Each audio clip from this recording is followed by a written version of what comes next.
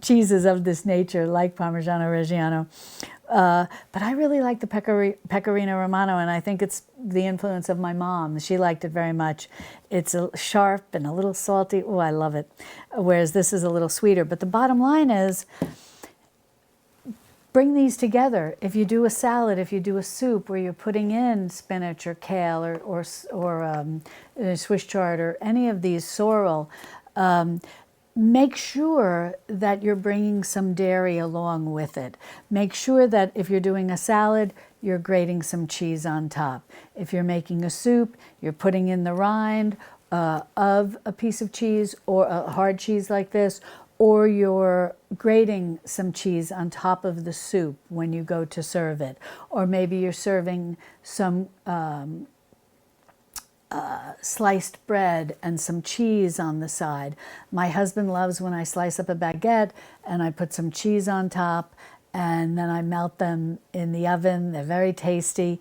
But this is what you want to do. You want to eat your greens. They're very nutritious. They're a nutrient-rich food. They're not a nutrient-dense food. Nutrient-dense foods mean something that's very small amount, but is power-packed with vitamins, minerals. Bone marrow is an example of a nutrient-dense food. Egg yolks, nutrient-dense food. But these are nutrient-rich, meaning they bring a lot of minerals and vitamins to the table, but you have to eat a lot of them. Yeah, but that's not really that hard to do, because if you've ever put these into a soup or made cream spinach or added greens to a smoothie, a lot really shrink down to not very much. So just remember that if you buy greens, and look at Costco because they got some really good prices, and then, oh, I had this upside down. Then if you like these cheeses, let's face facts. Pecorino Romano Pecorino and Parmigiano Reggiano, these are not inexpensive cheeses. Pecorino Romano used to be like half the price of Parmigiano Reggiano, but I think a lot of people have discovered it and like the flavor and have been turning to it.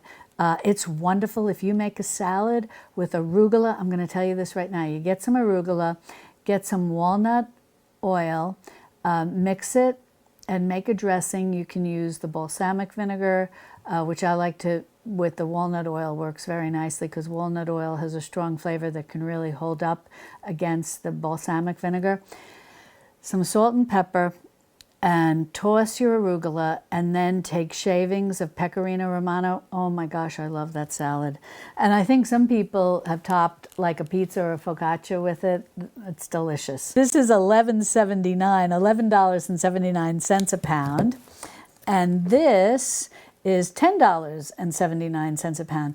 Do you know, I'm going to tell you something. I remember when this was like in the $6 a pound price. Isn't that amazing?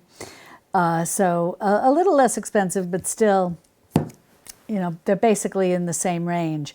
But these last a long time. Just keep them wrapped nicely.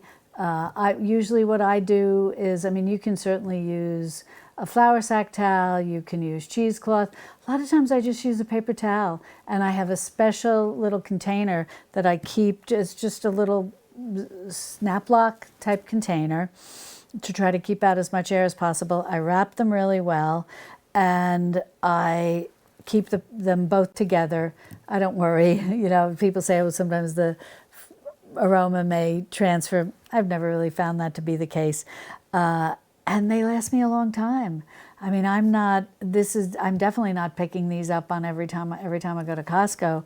This is, maybe twice a year, and they really last. They're wonderfully flavorful. You don't use a lot, as you know, and I always save the rinds, and I just put those in the freezer and toss them in a soup.